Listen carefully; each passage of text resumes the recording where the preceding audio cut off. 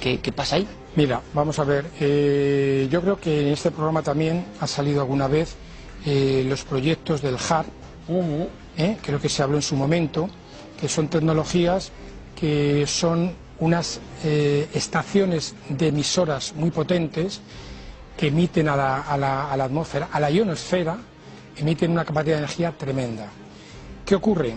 Hay una cosa muy curiosa, que rodeando a la Tierra está una capa de ondas electromagnéticas, se llama resonancia de Schumann, y va desde la estratosfera hasta la ionosfera, es decir, como a unos 30 kilómetros de la superficie terrestre hasta la ionosfera, que está a unos 100 más o menos, ¿no?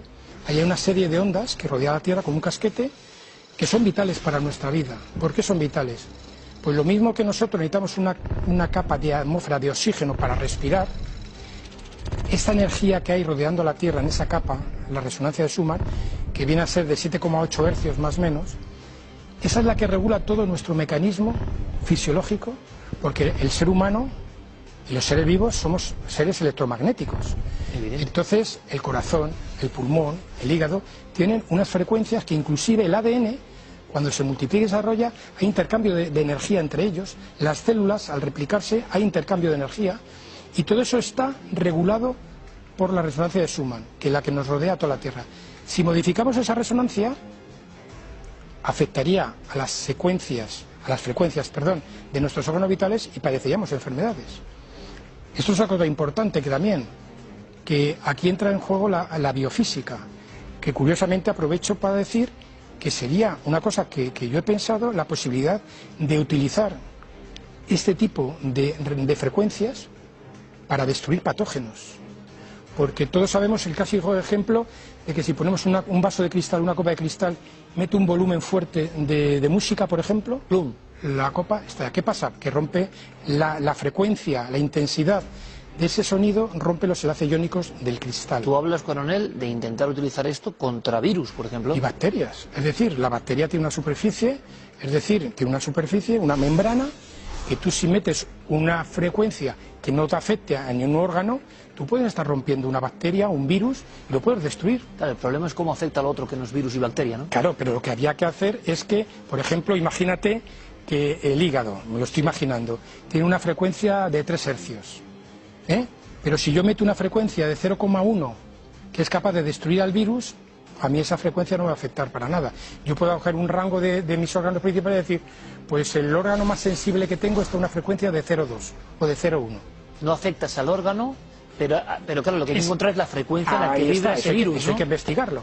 Y nadie lo ha hecho, que sepamos. Que yo sepa, no. Inclusive imagínate que eso puede ser a nivel ambiental. Los virus que están en el ambiente, tú metes unos aparatos que emitan unas ondas, unas frecuencias que te está eliminando esos patógenos y a ti no te está afectando. Todos los virus, coronel, me parece apasionante, todos los virus o bacterias tendrían esa frecuencia en la que podrían estallar. Claro. Igual que estoy diciendo que el ADN se está multiplicando, necesita una frecuencia electrónica para multiplicarse, todos los seres, y el virus necesita, evidentemente sabemos que solo no puede vivir, necesita un organismo para replicarse, pero hay virus que se meten dentro de las bacterias, los bacteriófagos, y ahí tú puedes destruirlo perfectamente.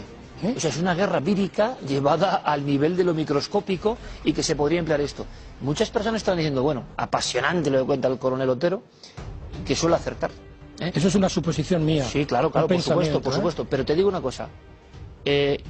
Físicamente, ¿estamos imaginando cañones? ¿Estamos imaginando, solo por saber un poco más, dispositivos más disimulables? Cuando tú tienes que irradiar un lugar, una bacteria, un animal, un territorio, ¿tiene que haber un soldado, coronel, con el bazooka enganchado o esto es otra cosa que yo ni comprendo? No, tiene que haber una fuente. ¿Pero cómo son físicamente? Vamos a ver, físicamente ahora mismo las que se conocen, las que yo conozco, ¿sí?, son por ejemplo tipo pantallas de radar. De hecho se están utilizando en la piratería del Índico.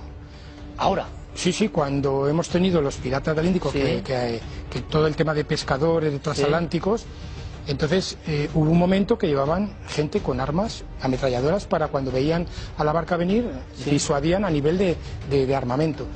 De disparo. Pero lo que hacen es que con estas pantallas que son como un radar, tú en cuanto ves a una distancia, además te pueden alcanzar hasta 8 y 9 kilómetros, ves que viene, y de hecho lo han utilizado, metes la frecuencia más potente, un ultrasonido, es decir, sí, que te afecta al oído, Sí. te afecta al oído, y veías cómo la barca automáticamente se daba vuelta porque no aguantaba. No aguantaba el sonido. De hecho, también Es en buenísimo. manifestaciones también lo están haciendo.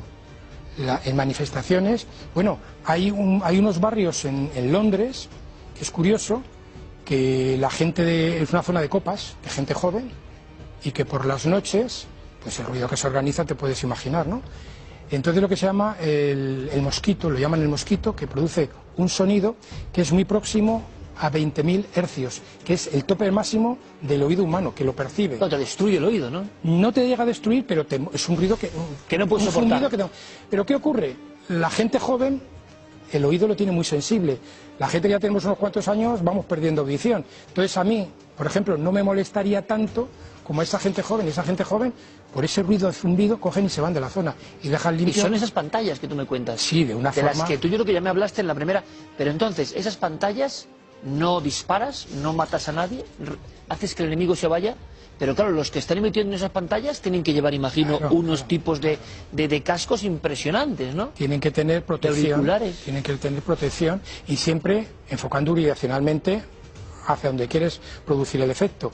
Pero hay veces que hay, por eso te decía que en el ámbito militar todavía, que yo sepa, como son potencias mucho más grandes que lo que se puede utilizar en una situación de una manifestación, por ejemplo, pues eso puede repercutir al que lo está proyectando, ¿no?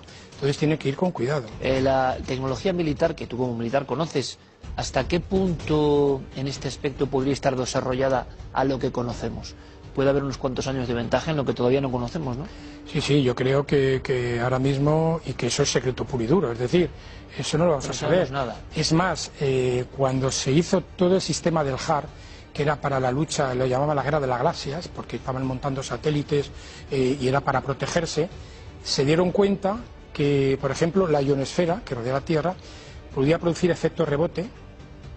Tú metes una estación de muchas antenas con un porcentaje, un potencial muy grande, y yo, por ejemplo, un ejemplo, desde España podía afectar a Australia sin moverme de casa, mi antípoda, solamente reflejando, es un efecto reflejo, un espejo, que es simplemente orientar dónde está, y yo reboto aquí y voy allí, a aquel extremo, que ni se me ve, ni saben que soy yo. Pero ¿qué ocurre? Es que toda esa tecnología, como te he dicho antes, hay bacterias en la tierra, en el campo, de que están inactivadas, porque no les falta energía solar, les falta...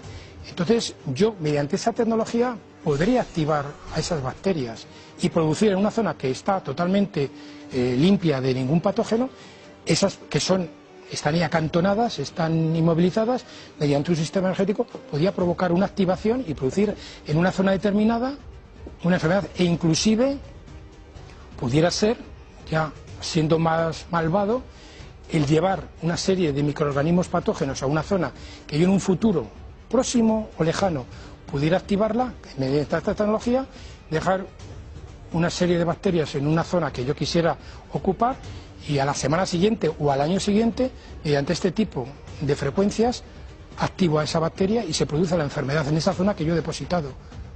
Es decir, son unas herramientas que evidentemente son muy peligrosas, y sobre todo cuando todavía no se dominan bien. Lo malo de esto es que caigan en manos de grupos terroristas o países inestables. Ese es el problema, ¿eh? Que eso, bueno... No sabemos si ha ocurrido. No, que yo sepa no, porque...